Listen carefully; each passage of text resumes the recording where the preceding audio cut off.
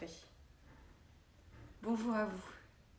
J'ai eu peur de ne pas réussir à me connecter, ça me met un petit message bizarre. Mais je suis là et je vous laisse rejoindre petit à petit la vidéo. Hello. Alors, bienvenue sur le compte Instagram de Popeline et Linon. Je suis Valentine du compte Instagram Happy as a Bee et aujourd'hui on va coudre la jupe l'élégante, donc un des modèles phares de chez Popeline et Linon. On va voir ensemble, on a 1 heure ensemble, donc on va voir les points techniques principaux. On va essayer de se garder un peu plus de temps pour les points techniques un peu plus compliqués et puis passer vite sur la couture des côtés de la jupe par exemple et compagnie. Hello, je vous laisse rejoindre petit à petit. On va faire le point sur ce que vous êtes censé avoir devant vous.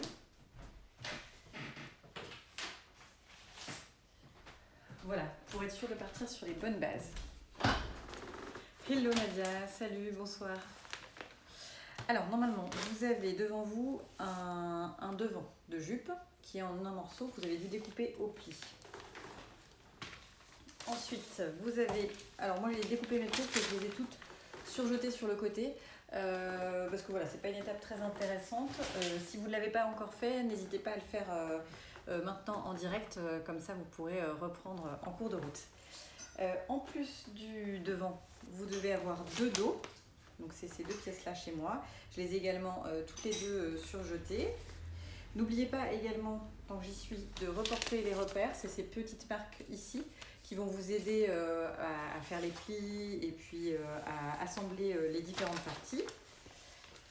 Vous avez également 4 morceaux de poche. Donc c'est ces morceaux-là, vous l'avez en 4 exemplaires.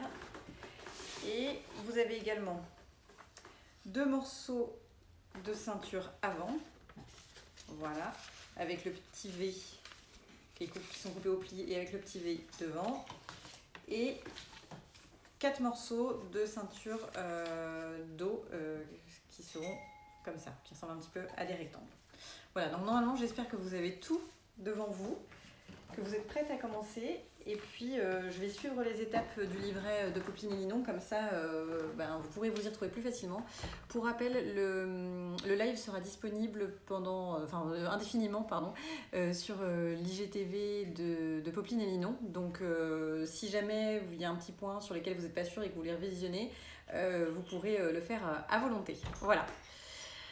Et bien, si c'est bon pour vous, on va commencer. Alors, l'étape 1 du livret, c'est de mettre du thermocollant sur les pièces de ceinture. Donc, moi, ça s'est déjà fait également. J'ai oublié de vous le préciser.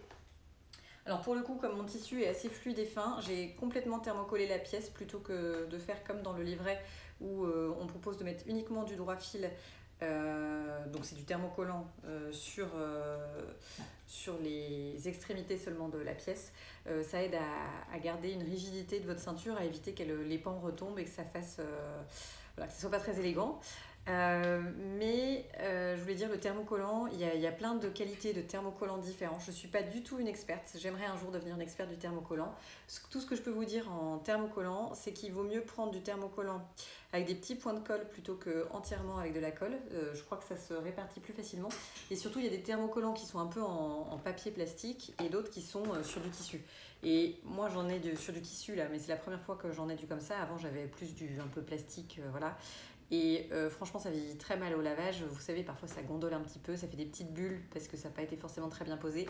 Alors que depuis que j'ai ce thermocollant là, franchement, je n'ai aucun souci sur mes cousettes. Bon, alors c'est des cousettes plus récentes aussi, peut-être que je me suis améliorée sur la pose du thermocollant et puis je les ai moins lavées, mais vraiment je vois la différence. Donc un conseil, le thermocollant, ne lésinez pas dessus, prenez du bon thermocollant. Voilà, ça c'était l'étape 1, donc rien de bien compliqué. Si vous avez des questions, surtout n'hésitez pas à les poser au fur et à mesure, j'y répondrai bien évidemment. Et on va passer à l'étape 2, c'est les coutures du côté de la jupe. Alors, je prends mes pièces. Donc il vous faut vos dos et votre devant. Alors votre devant, c'est un grand losange, donc il y a une partie un peu plus fine. Je vérifie que je retrouve bien mes crans. Voilà, c'est ça. Donc la partie un peu moins large, c'est le haut, et l'autre partie, c'est le bas. Donc normalement, sur le haut, vous avez reporté vos crans pour faire les plis tout à l'heure. Et le dos, hop, c'est la même chose. Hop, je vérifie que j'ai mes crans de montage, voilà, ici. Donc moi j'ai mes crans de montage qui sont là. Donc ça c'est le haut de la jupe. Le haut de la jupe. Et on va venir assembler endroit contre endroit les côtés de la jupe. Donc on va venir épingler tout du long. Bon, forcément j'étais pas du bon côté. J'étais pas endroit contre endroit. Mon tissu, en fait, c'est un tissu atelier brunette qui est magnifique, qui est vraiment canon. C'est une double gaze qui est brodée. Mais il faut vraiment faire attention parce que l'endroit et l'envers se ressemblent fortement. Donc voilà, je voulais pas faire de bêtises. Donc on est d'accord, on met bien les deux hauts ensemble. Voilà, et on va venir épingler tout du long ici et faire une couture. Alors, je vous laisse épingler. Normalement, vous avez plusieurs crans, l'écran de poche et l'écran de montage qu'il va falloir faire coïncider. Donc vous mettez une petite épingle au niveau de ce cran-là et puis vous vérifiez que vous êtes bien en face de l'autre cran sur l'autre pièce. Bon, pour l'instant, rien n'est compliqué, hein, donc si c'est pas clair, vous n'hésitez pas à m'arrêter. Si je vais trop vite aussi.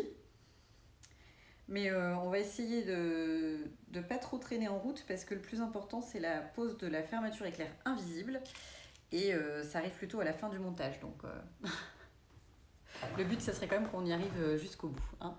Ah mais je n'avais pas vu vos questions, peu importe la marque. Alors le thermo, ok, j'avais pas vu tous vos commentaires parce que j'avais dû cliquer sur un commentaire et du coup le reste ne s'affichait pas. Donc voilà, mon joli tissu. Maintenant qu'on a épinglé, on va venir faire une couture tout du long. Ici, jusqu'au cran de montage de la poche. On va reprendre au cran de montage de la poche et on va terminer jusqu'au bout. Donc le but, c'est de laisser une partie sans couture au niveau de l'endroit où on montera la poche. Donc les marges de couture sont déjà incluses dans le patron. Et elles sont prévues de 1 cm. Donc il faut faire votre couture à 1 cm du bord. J'ai fait mes 3 points d'arrêt pour commencer la couture et idem pour terminer la couture pile au niveau du cran de montage. Donc là c'est vraiment important que vous reportiez le cran sur votre tissu parce que sinon vous aurez du mal à faire coïncider les poches tout à l'heure. Hello, hello. Bon voilà, j'espère avoir pas loupé de questions. Je suis désolée parce que je ne lisais pas les commentaires, mais si j'en ai loupé, n'hésitez pas à les reposer ici et je vous répondrai. Donc je continue la couture tout le long. Hop. Ah salut.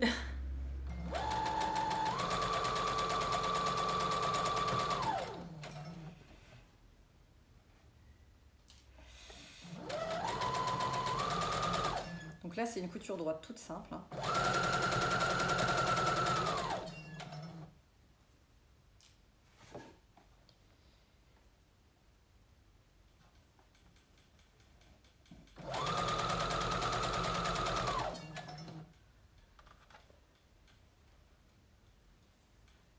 Bon, j'ai vu que pour certaines, le bébé n'était pas encore couché et qu'elles allaient revisionner le live plus tard et commencer plus tard avec nous.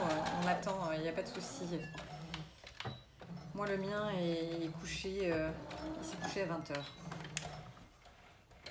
Donc j'espère que la surjeteuse ne va pas la réveiller, mais a priori, il a l'habitude, donc ça devrait bien se passer. Ah, t'as pas reçu ton tissu? Bon, bah c'est dommage. Après, tu peux rester quand même avec nous et puis tu pourras revisionner le live autant de fois que tu le souhaites via l'IGTV. Donc voilà. Donc, je fais exactement la même chose sur mon deuxième côté. Je vérifie bien, hop, endroit contre endroit. Que je fasse pas de bêtises, parce qu'en plus avec la luminosité de maintenant, balance. Ah, ok, c'est bon. Hop, les deux pièces, donc le deux hauts des pièces bien en haut et endroit contre endroit, on est bien d'accord, voilà. Parce que comme c'est des petits points brodés directement sur double gaze. J'arrive difficilement à voir l'endroit de l'envers. Sur l'envers, il y a des petits fils blancs qui sont un peu visibles, que sur l'endroit pas du tout. Mais du coup, il faut quand même être concentré pour... Je roulais sur un bout de mon tissu. Faut être concentré pour bien épingler du bon côté, parce que ça serait dommage de se retrouver avec un endroit sur l'avant, un envers sur l'endroit plutôt. Donc là, idem, vous épinglez jusqu'au cran de montage. Donc il y a les crans de montage de poche. Vous mettez une épingle au cran du haut, une épingle au cran du bas. Idem pour les deux crans de montage du bas. Et on va faire la couture à 1 cm.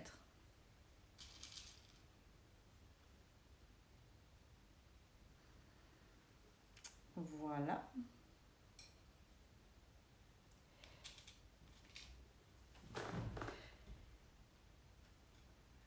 Alors Linda c'est la créatrice de Popeline et Linon, hein, si vous ne la connaissez pas encore. Et elle m'avait fait confiance il y a assez longtemps en me faisant coudre la robe l'harmonieuse, si je ne me trompe pas de nom, mais je suis quasi sûre que c'est l'harmonieuse. Et les photos, je lui avais autorisé derrière à les utiliser pour ses différents sites internet. Et en fait, ce week-end, il y avait une vente sur Makerist. Et donc, il y a plein de personnes qui sont retombées sur la robe l'harmonieuse. Et donc, il y a plein de personnes qui m'ont écrit pour me dire « Ah, mais c'est toi !» Avec les cheveux longs et la frange, oui, c'était bien moi en photo sur l'harmonieuse.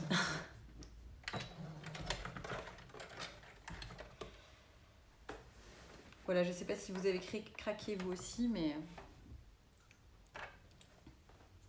Oui, Linda me confirme que c'est bien l'harmonieuse, c'est bon, Parce qu'entre l'élégante... Déjà, je me suis trompée de nom la dernière fois quand j'en ai parlé en story. Moi, je suis pas la championne pour retenir les prénoms, les noms, les chiffres. Je suis assez tête en l'air là-dessus. Elle a eu beaucoup de succès, bon bah tant mieux. Mais l'harmonieuse, c'est vrai que c'est une robe que j'aime beaucoup. J'aime beaucoup la porter.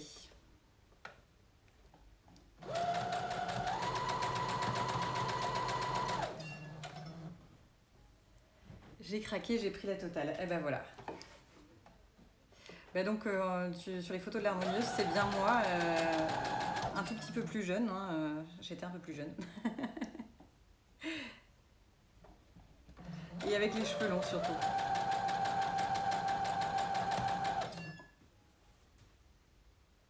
Hop. Alors j'ai quasiment fini ma couture côté. Je vais faire un petit check aussi au niveau de l'heure parce que ça défile vite. Ah oui, 20h44, c'est bon, j'ai cru qu'on avait commencé à pile. Non, on a commencé... Ça fait un quart d'heure qu'on est ensemble, tout va bien.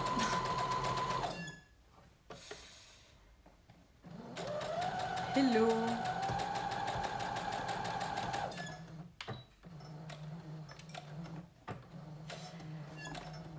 Alors voilà, ça c'était l'étape numéro 2 que nous venons de finir. On vient de coudre tous les côtés de la jupe. Donc maintenant vous pouvez repasser pour écarter les coutures, c'est-à-dire vous venez repasser ici et passer votre fer pour écarter vos coutures comme ça. Alors je vais vite fait le faire, je suis désolée, mon fer n'est pas visible depuis cette prise de vue. Mais j'arrivais pas à tout faire tenir dedans, donc je vais juste ouvrir mes coutures ici. Hop. J'ai juste fait tomber mon ciseau, rien de grave.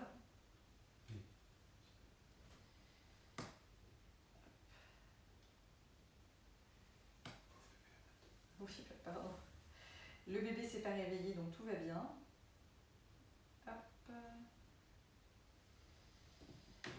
Voilà. Donc j'ai écarté ma couture. Voilà ce que ça donne une fois que c'est repassé. Et n'hésitez pas également à repasser au niveau de l'ouverture de la poche. Ça nous aidera tout à l'heure pour monter facilement la poche. C'est bon, tout roule. Parfait.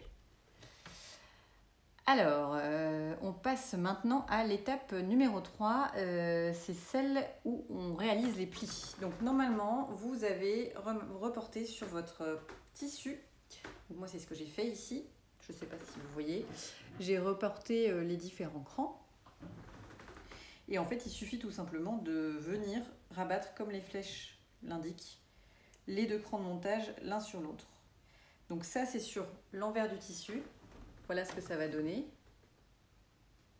Je vous le remonte. En fait, vous avez un cran sur l'extérieur qu'il faut faire venir rabattre comme ça sur le cran de montage du milieu. Voilà, je pense que c'est assez clair. Les dessins sur le patron sont assez clairs à mon sens. Si jamais c'est pas clair, vous me dites et je vous remontre. Donc une fois que vous faites ça, hop, vous venez mettre des petites épingles et on va venir faire une toute petite couture pour sécuriser les plis. Donc voilà, il faut faire ça sur chacun des plis. J'ai hésité à commencer avant, j'aurais peut-être dû, mais je voulais pouvoir vous montrer en même temps, j'aurais pu en faire 2-3. Donc on épingle et on va venir faire une couture. Alors normalement vous avez 4 plis sur l'avant, plus 2 petits plis sur les côtés, et à l'arrière je ne sais pas, je vais vérifier, mais je crois qu'il doit y en avoir 2 de chaque côté, je sais plus, on va vérifier ensemble. On voit bien, pareil, parfait. Alors si c'est compréhensible pour tout le monde, c'est parfait. J'épingle mon dernier pli à l'avant. Hop.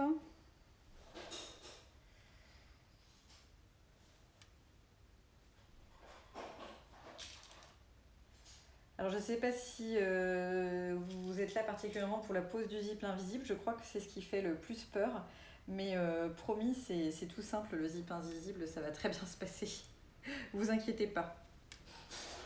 Alors je vérifie, à l'arrière c'est bien ça, il y a également 4 plis, il y en a 2 de chaque côté, voilà. Donc vous êtes censé avoir 4 plis à l'avant, un pli sur chacun des côtés, donc 2 plis, et puis 4 plis à l'arrière. Si vous avez bien reporté tout l'écran de montage.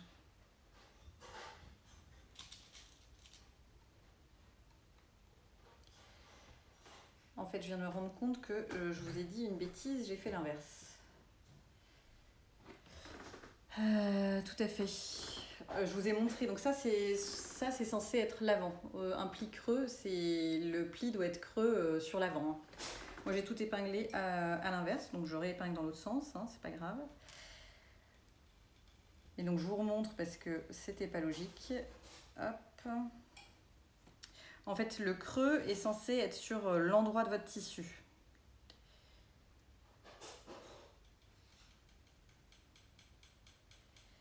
Donc je vous remontre. Hop.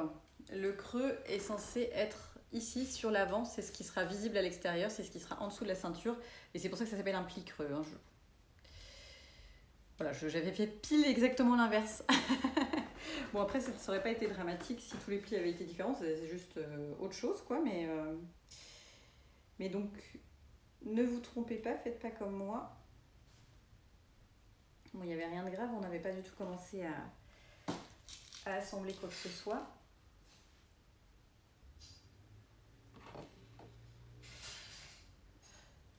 Oui, voilà, c'est ça.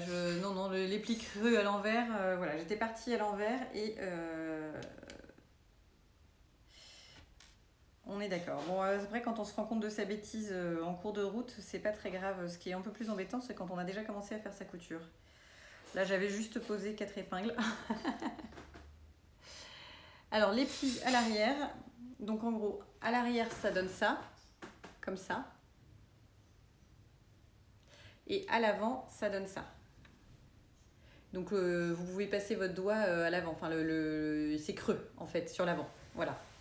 C'est pour ça que ça s'appelle un pli creux. Donc, j'aurais pu ne pas faire la bêtise.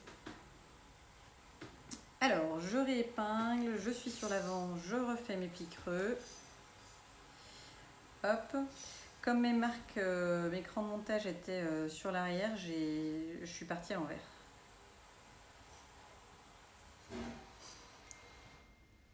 Voilà, à l'avant, ça fait un creux. Hop.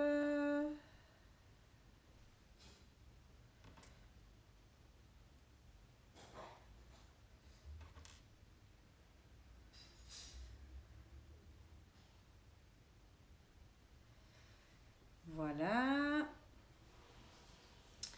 J'en suis là.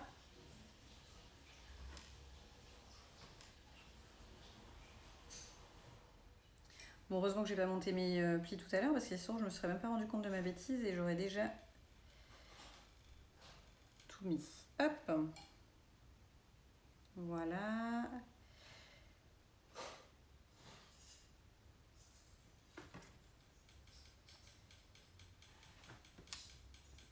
Allez, il me reste plus que 3 plis creux. Il vaut mieux mettre ses repères sur l'endroit du tissu. Non, il vaut mieux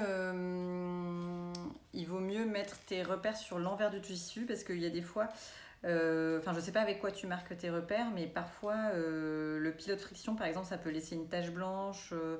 Tu peux garder des petites marques que tu n'aurais pas souhaitées et donc si ça laisse une marque, il vaut mieux que ça soit sur l'envers du tissu que sur l'endroit du tissu. Voilà. Ah bah Linda dit qu'on peut les mettre sur l'avant, mais c'est plus pratique pour toi quand t'épingles s'ils sont sur l'avant, mais par contre il faut bien faire attention que derrière ça te laisse pas de marque sur le tissu quoi. Le pli du bord de devant et le pli du bord de l'arrière, format E2, un pli creux. Je suis pas sûre d'avoir tout compris. Parce que pour moi, sur l'arrière, il n'y a pas... Ah si, c'est ça. L'arrière, il est devant l'arrière. Oui, exactement, c'est ça. Ok, je viens de comprendre ce que tu veux dire. Tout à fait, c'est...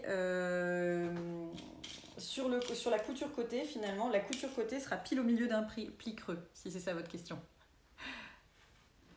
Linda, elle, donc met ses marques de couture sur l'avant, mais vraiment au bord pour être sûr qu'il soit bien pris dans la marge de couture et que ça ne soit pas visible une fois la couture réalisée, si jamais votre marque ne part pas.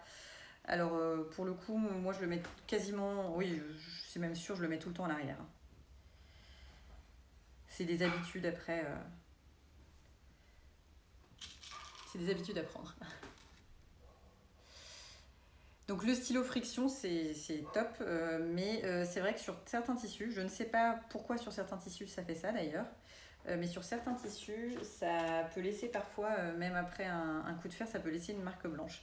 Ça le fait pas souvent, il vaut mieux tester avant d'ailleurs sur un petit bout de tissu, mais parfois ça peut être embêtant. Alors j'épingle juste mon pli creux du côté, au niveau de la couture. Je vais vous montrer d'ailleurs, peut-être que ça peut être intéressant. Hop, j'épingle juste celui de l'autre côté. J'ai quasiment épinglé tous mes plis. Il faut assembler les deux devant l'un sur l'autre. Alors, il faut rassembler les deux devant l'une sur l'autre et derrière aplatir pour que la couture tombe au milieu ou que les deux plis collent devant. Il faut que les deux plis collent devant. Alors, je vais te montrer sur celle-ci, sur l'autre côté. Voilà. En gros, ma petite marque, elle est là et l'autre, elle est là. Et en fait, il faut que je viens prendre ma marque ici et je viens la faire coïncider sur la couture devant. Voilà, je mets une épingle.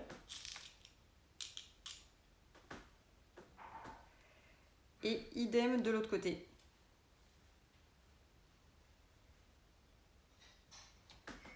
Et donc en fait, la couture se retrouve pile au milieu du pli creux. Est-ce que c'est clair?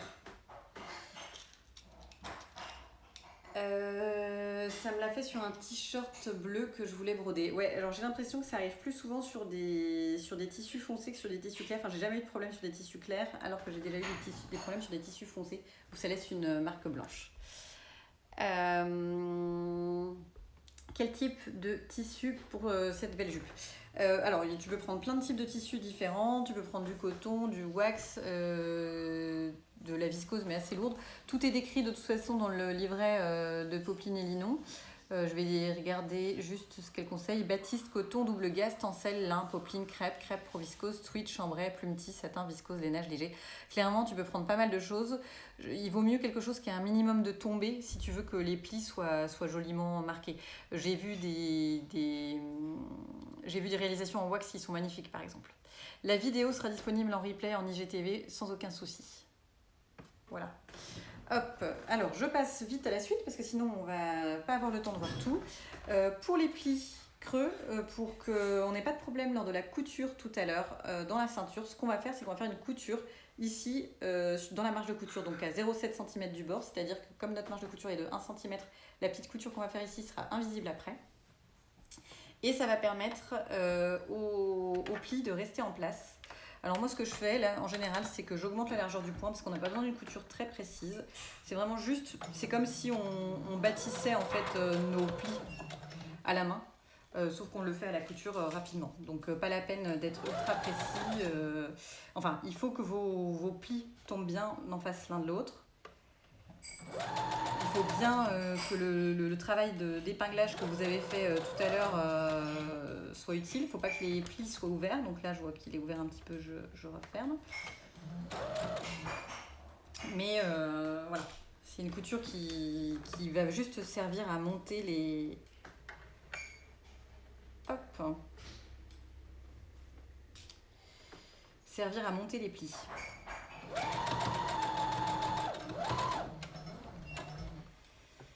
Hop, hop, hop. Alors du coup, on peut faire la couture uniquement sur chacun des plis, hein, mais je trouve ça plus long de couper le fil et de recommencer, donc je la fais tout du long du haut de la jupe.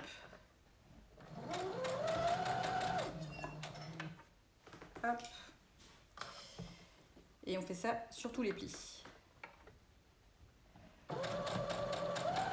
Alors c'est pas une étape indispensable, vous auriez pu juste épingler, mais derrière à l'épinglage, en venant coudre la ceinture, c'est possible que vos plis s'ouvrent et que ça soit pas très joli. Donc c'est vraiment pas grand chose à faire et ça va vous assurer de la tranquillité pour la prochaine quand vous viendrez mettre la ceinture, donc je vous conseille vraiment de le faire.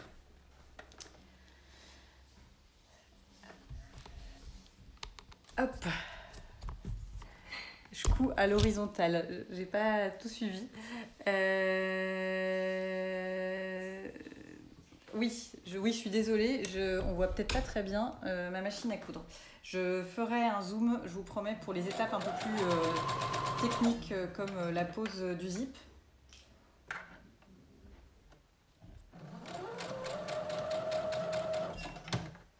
Hop. Donc là, pour rappel, on en est à l'étape 3, celle des plis. Après l'étape 4, j'ai pris un petit peu d'avance, donc ça devrait aller un peu plus vite. J'ai déjà assemblé des poches, enfin une des poches pour ne pas avoir à assembler les deux devant vous. Hop.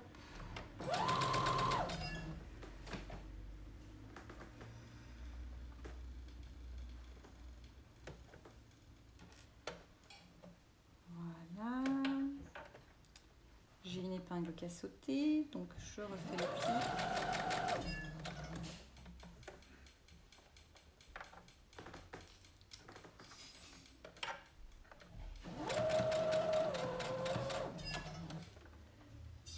Est-ce que l'on surjette le haut après avoir fait les plis? Alors moi je l'avais surjeté avant, je veux dire que la couture tu l'as fait dans le sens horizontal du pli et pas dans le sens vertical. Oui c'est tout à fait ça, tu l'as fait dans le sens horizontal pour maintenir en fait les deux. Je vais te montrer une fois que j'aurai terminé, mais c'est pour maintenir les plis ensemble le but, donc tu le fais parallèle au bord du tissu. Et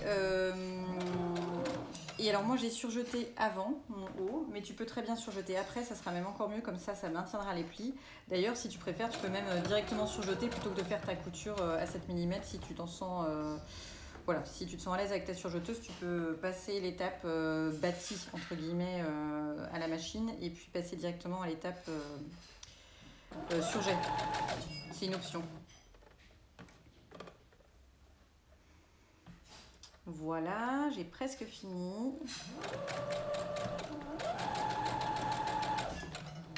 Hop, j'ai fini. Donc je vais te montrer parce qu'en plus j'ai du fil blanc. Ah bah j'ai plus de fil de canette, pile à la fin. Bon bah écoute, pour une fois c'est un timing idéal. Hein. D'habitude le fil de canette ça te lâche pile quand on a besoin. Là c'est bon, ça m'a lâché pile à la fin de ma couture, donc c'est parfait. Et donc en gros pour te montrer, voici mon bâti, tu vois c'est en fil blanc là. Et c'est pour maintenir les plis ensemble. mais c'est bien parallèle, parallèle au bord du tissu, donc perpendiculaire au pli. Voilà. Hop, alors je refais du fil de canette pendant ce temps. Et on passe à l'étape numéro 4, c'est la préparation des poches.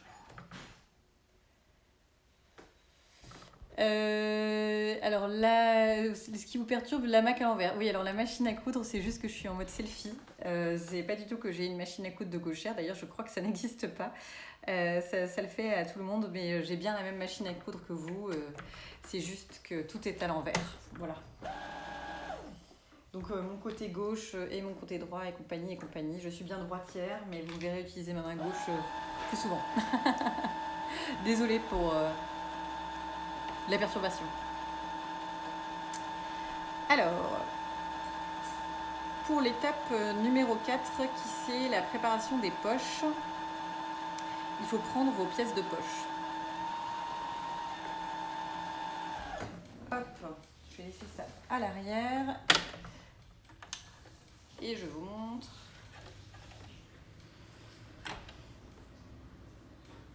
Alors pour le fil, d'habitude, bien évidemment, je prends un fil qui matche avec ma couleur de tissu. J'espère que c'est ce que vous avez fait. Moi là j'ai pris du fil blanc, enfin j'ai fait mes surjets de couleur du tissu parce que c'était pas très important, mais j'ai pris du fil blanc pour mieux vous montrer quand c'était nécessaire. Ouh là là, mes vieux yeux fatiguent, dis donc, j'ai du mal à enfiler mon aiguille, c'est nouveau ça. Faut que j'aille consulter un ophtalmo, dis donc. Bon. On va recouper, ça sera plus simple. Voilà. Ah bah voilà, cette fois-ci, elle n'a pas su me résister, c'est bon. Je peux peut-être repousser le rendez-vous chez l'ophtalmo. Hop. Alors, les poches. Je vous disais, moi j'ai déjà assemblé des poches. Donc, en gros, vous mettez endroit contre endroit deux pièces de poche. D'ailleurs, il faut que je fasse. Donc, voilà une pièce et voilà l'autre pièce. Vous les mettez endroit contre endroit. Hop. Vous épinglez. Et vous venez coudre tout du long. Ici, ici et ici, ici. Jusqu'au cran de montage. Donc les crans de montage, ils sont à peu près là et là. Et donc ça, il faut laisser ouvert. Mais tout le reste, vous pouvez coudre. Donc moi, je le ferai plus tard, parce que le but, c'est qu'on voit les choses importantes. Donc la pose de la poche. Et voilà ce que ça donne. Donc j'ai fait ma couture tout du long ici, ici, tout du bord et là. Ensuite, vous pouvez surjeter ou surfiler. Ça dépend si vous n'avez pas de surjeteuse, vous pouvez surfiler, ça revient au même. En gros, surfiler, c'est juste à la machine à coudre faire un point zigzag. Surjeter, c'est avec la surjeteuse. Ça fait des plus jolies finitions, mais enfin, si vous n'avez pas de surjeteuse, le surfil suffira amplement. Je suis toujours très efficace. J'essaye. Non, j'essaye parce que j'essaye de m'attarder sur les points qui vous posent le plus de problèmes. Si je veux vous papoter en même temps, il faut que je sois efficace. Donc voici ce que ça donne une fois terminé. Vous pouvez surjeter tout du long ici parce que ça sera quelque chose qui sera visible à l'intérieur de votre jupe.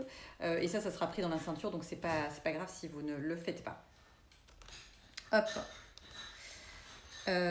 Donc voilà, ça c'était l'étape 4, juste préparer la même chose. Donc vous avez 4 pièces, vous les assemblez deux à deux. Et ensuite, on prend une poche. Hop. Et on va venir l'épingler endroit contre endroit. Alors, c'est ici que ça se complique, entre guillemets. Alors, en couture, souvent, il y a 25 000 façons de faire les choses. Donc, c'est pas parce que vous... Enfin, moi, ça m'arrive de monter les poches différemment. Il n'y a pas de bonne ou de mauvaise façon. Si vous avez eu l'habitude de faire autrement, il n'y a pas de souci. Là, je vous montre la façon qui est décrite dans le livret pour qu'on puisse tous s'y retrouver. Mais en vrai, il y a 25 000 façons de monter des poches, de faire des manches, enfin voilà. Si le résultat vous convient, faut pas se poser plus de questions que ça. Et ensuite, on va venir épingler endroit contre endroit la poche. Donc vous avez ici votre jupe avec le trou pour la poche, et vous avez ici votre poche. Et le but, c'est de venir épingler endroit contre endroit. Donc ça, c'est le haut de la poche, Et l'arrondi, c'est le bas de la poche, c'est le sac de la poche. Donc vous venez faire coïncider vos crans de montage, endroit contre endroit. Donc le haut de la... Alors je vérifie juste que je ne dise pas de bêtises.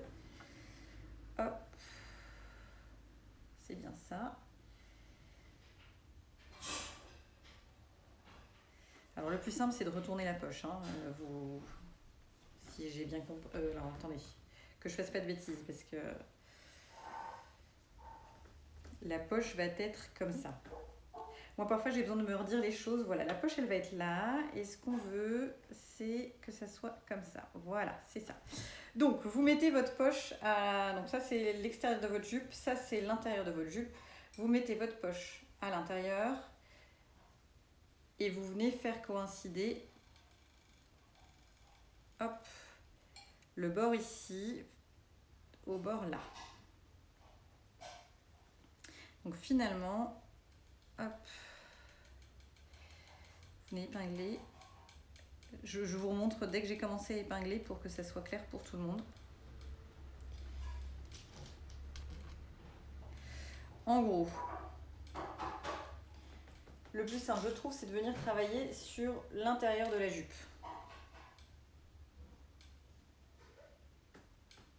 Hop. Donc là, c'est votre intérieur de jupe. Vous venez faire coïncider l'endroit de votre poche contre l'endroit de votre couture que vous avez préalablement ouvert. Est-ce que c'est clair pour tout le monde?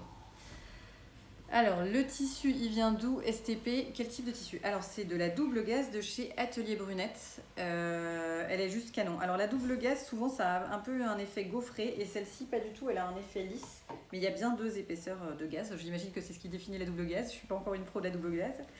Mais voilà. Alors, est-ce que c'est clair pour tout le monde, le montage de la poche ou pas? Est-ce que vous voulez que je remonte de l'autre côté? En gros... Vous venez faire coïncider bord à bord la couture du côté de la robe au côté de la poche, de l'ouverture de la poche. Donc il faut que vos tissus de poche et de jupe soient endroit contre endroit. Mais le plus simple, c'est de venir le mettre à l'intérieur de la jupe. En gros, vous avez votre jupe, ici c'est le devant.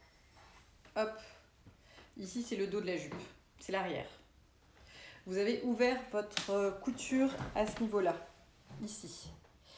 Et ce qui peut vous aider, si vous voulez, pour visualiser la chose, c'est d'ouvrir la couture au niveau de l'entrée de poche. Et en fait, vous venez faire coïncider endroit contre endroit votre entrée de poche de pièce poche, et votre entrée de poche de pièce devant.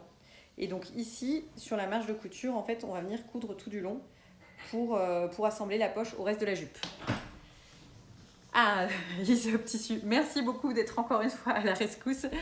Voilà, j'essaye de m'améliorer sur mes connaissances tissu, et donc c'est pour ça que j'avais écrit un premier article à ce sujet, sur le sujet du jacquard, et donc voilà, j'essaye de changer de famille de tissu, et donc le prochain tissu sur lequel je dois m'attarder, c'est la viscose, mais j'ai pas encore commencé du tout à écrire l'article, donc je te rappellerai, hein, merci.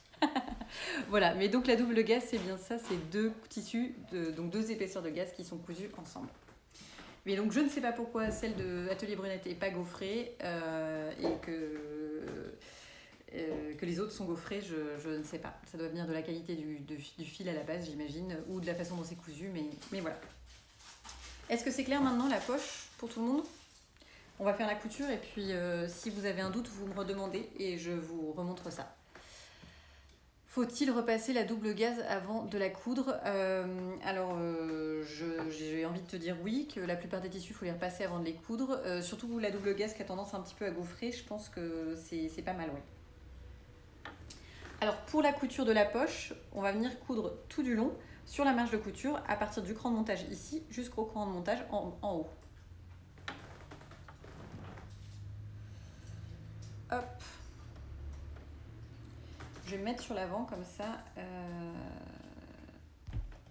ça sera plus facile de pile partir au début de la couture. Le but, c'est vraiment de repiquer là où vous étiez arrêté sur votre précédente couture si vous voulez que l'entrée de poche coïncide bien. Si jamais c'est pas clair, vous me redemandez et je vous remontre ça tout de suite.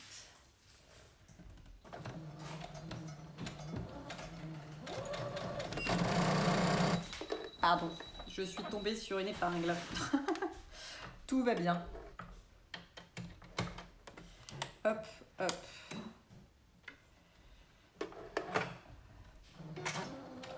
C'est bon, tout est reparti. Enfin, j'espère. Oui, c'est bon. J'ai eu un doute. Je vais les enlever au fur et à mesure de ma couture. Normalement, je les enlève, mais là, comme je l'avais mis sur l'envers et que j'ai finalement décidé de piquer là.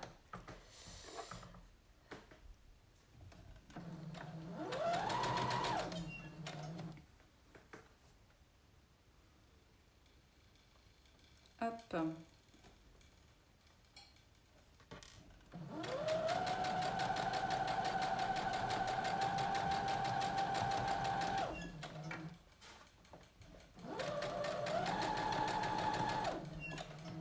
Bon, alors l'avantage de cette jupe, si c'est la première fois que vous posez une poche, comme il y a le pli creux juste devant l'entrée des poches, c'est pas dramatique. Si elles sont pas parfaites, ces entrées de poche, on ne les remarquera pas, c'est promis.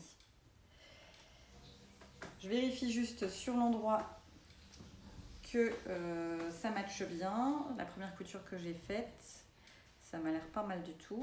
Parfait. Donc on va faire exactement la même chose de l'autre côté.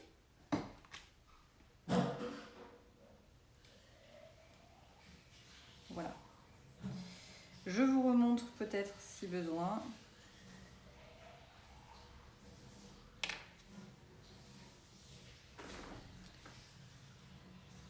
Voilà, je vous montre une fois comme ça, ça peut être clair. En gros, vous avez votre tissu du devant de jupe et de poche qui sont endroit contre endroit.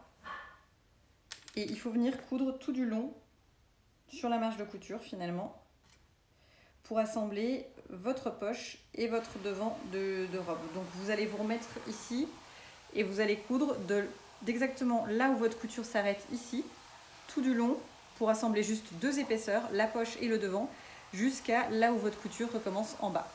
Voilà. Normalement, je pense que c'est clair, mais si ça ne l'est pas, n'hésitez pas à me redire et je vous montrerai. Mais là, il faut que j'accélère parce que ça fait déjà plus de 40 minutes qu'on est ensemble et il nous reste encore pas mal de boulot avant d'attaquer la fermeture éclair invisible. Bon, au pire, je vous reprendrai un petit peu après, on n'est pas à un quart d'heure près, mais quand même. Hop.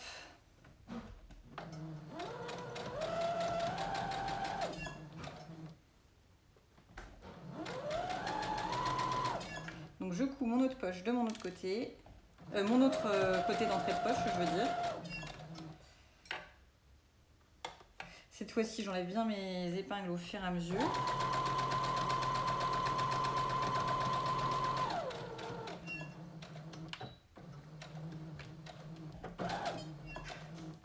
Voilà, c'est clair. Bon, bah super, si c'est clair pour tout le monde, c'est parfait. On va faire un petit check sur l'endroit de mes entrées de poche. Donc voilà ce que ça donne en bas et voilà ce que ça donne en haut. Et je peux bien accéder à ma poche sans aucun souci. Tout va bien. Vérifiez bien que vous pouvez mettre la main dans votre poche, c'est l'essentiel. Donc on est bon. Donc ça c'était l'étape numéro 8. Non, l'étape combien ? Numéro 5, pardon, je ne sais même plus lire. Et on va passer à l'étape... Non, il y a l'étape 5C, pardon. Il s'agit juste de venir fixer, donc là votre poche elle est un peu brinque-ballante, on va dire brinque-ballante, et on va venir la fixer du coup sur le devant. Donc vous prenez votre poche qui est comme ça, et on va venir fixer juste ici le devant de la poche sur le devant. Donc on va venir faire une petite couture, hop, ici tout du long, donc j'épingle rapidement. Et je viens faire une couture pour maintenir la poche.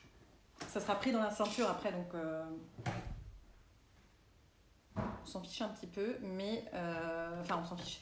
C'est une couture qu'on verra pas, elle sera prise dans la ceinture par la suite, mais ça évitera que la poche soit mal soit mal prise dans la ceinture. Donc là c'est pareil, vous pouvez agrandir la largeur du point parce que c'est plus ou moins une couture de bâti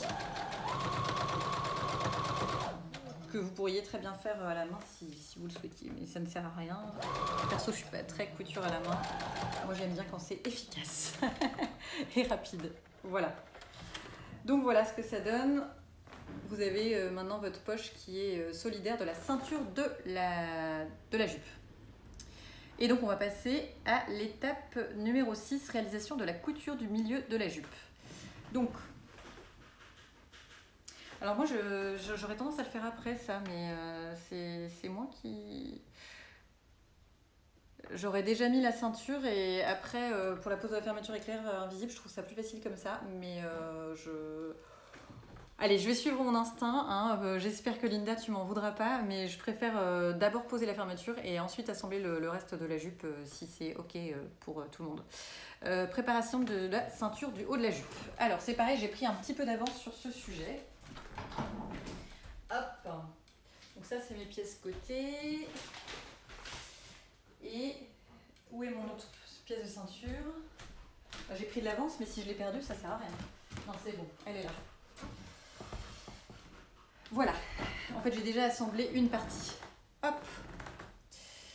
Donc, vous avez votre devant de ceinture ici. Vous avez vos dos de ceinture juste là. Et on va venir assembler le devant et le dos. Alors je vérifie juste que c'est bien comme ça dans ce sens-là. Non, c'est dans l'autre sens. C'est comme ça. Alors vérifiez bien que vous assemblez les deux côtés ensemble. Normalement vous avez un petit cran pour le montage du zip, donc ce petit cran il doit bien évidemment être dans le dos.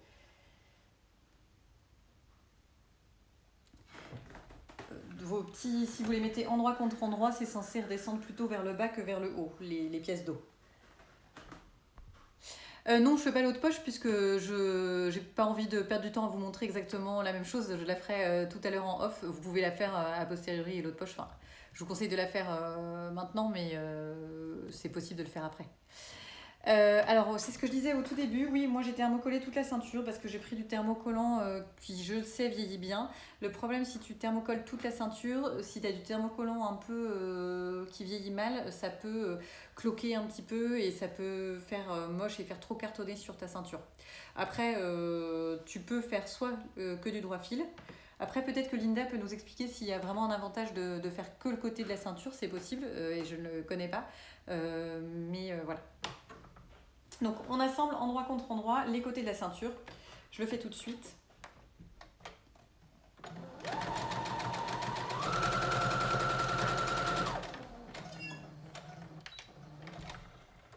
Hop.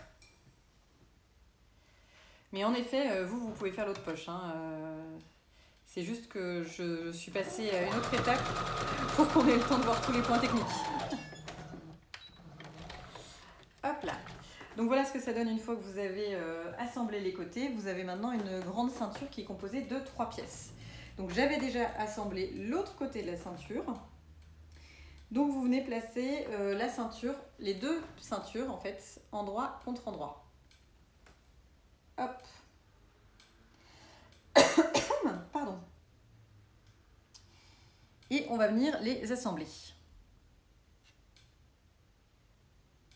Je vérifie que je n'ai pas sauté une étape, histoire que vous me... C'est bon. Coudre endroit contre endroit les deux pièces ceinture. C'est parfait. Allez. Donc c'est ça. On va épingler les deux pièces endroit contre endroit de ceinture.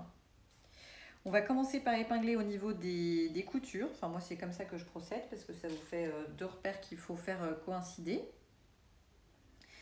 Au niveau du milieu de la ceinture, c'est-à-dire au milieu du V. Hop. Et également les pièces dos. Voilà. Et on va venir faire une couture tout du long de la ceinture.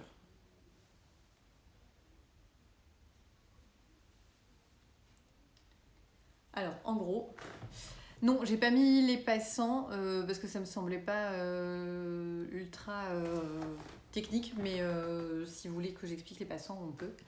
Avec la double gaze, on ne verra pas du tout le thermocollant car ce sera sur le tissu du dessous. Ah bah merci de me conforter dans mon idée, bon tant mieux alors. Donc pour les ceintures, normalement vous avez bien repassé pour ouvrir vos coutures, hein. Là je ne l'ai pas vraiment fait avec précision, mais voilà. On va venir coudre tout du long, ici, ici et ici. Le petit point technique, c'est au niveau du V. Pour que le V se forme bien, on va devoir venir cranter et faire attention quand on coud. Je vais vous donner 2-3 petites techniques et conseils au fur et à mesure. Il faut bien que je pense à arrêter le live dans 5 minutes et puis je vous reprends après. Il n'y a pas de souci. Pour la pose du zip, parce que clairement, je sais qu'on n'aura pas le temps de le faire là. Ça sert à rien de courir. Autant que je fasse ça tranquillement en ayant 10 minutes supplémentaires. Et comme les lives coupent automatiquement au bout d'une heure, et ça ne s'enregistre pas si on ne pense pas à couper avant, si jamais je suis encore là à 28, n'hésitez pas à me faire signe et à me dire qu'il faut vraiment que j'arrête. Voilà, je fais une couture à 1 cm du bord tout du long.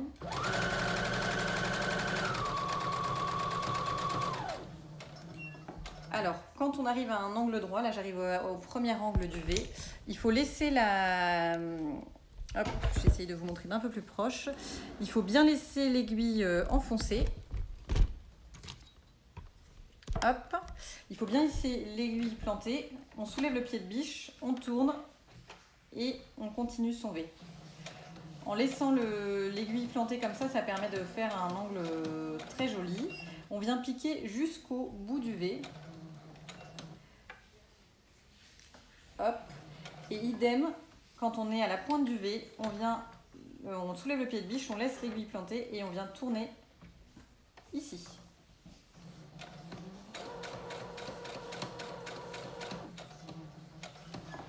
Et pareil, ici, on laisse l'aiguille plantée, on tourne notre pièce et on continue. Voilà, j'espère que c'est clair.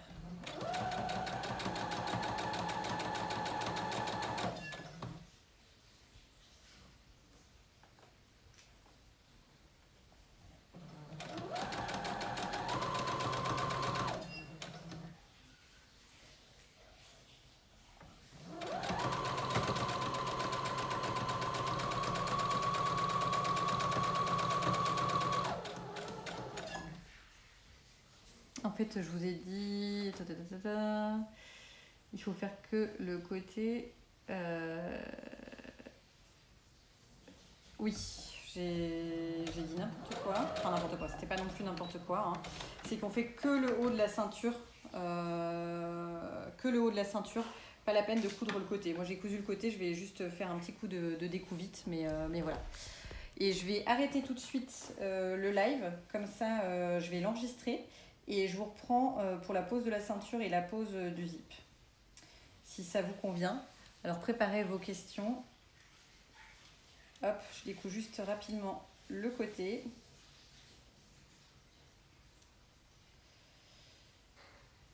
Voilà, c'est bon, c'est fait.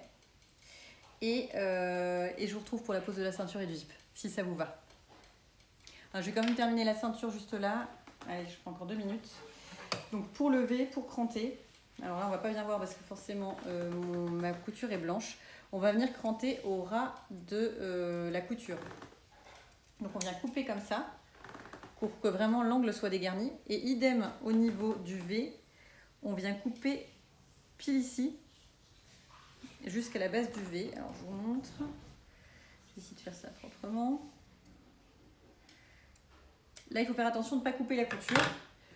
Donc en gros, il faut bien couper pile jusqu'à la couture sans couper la couture. Et pareil de l'autre côté du V, on dégarnit. Et comme ça, on va pouvoir retourner. Alors, vous pouvez aussi dégarnir un petit peu à ce niveau-là. Enfin, toutes vos marges de couture pour éviter d'avoir de la surépaisseur. Il n'y a pas de souci. Après, c'est des lignes droites, donc pas la peine de cranter. Et ensuite, on va venir retourner. Bien marquer le V. Donc si besoin, vous pouvez utiliser un crayon de couleur ou un pinceau et repasser. Voilà, comme ça on aura vu toutes les étapes de la ceinture. Je vais la repasser et comme ça je vous la montrerai repasser tout à l'heure et on va venir la poser sur la ceinture. Voilà, j'enregistre le live et je vous reprends tout de suite.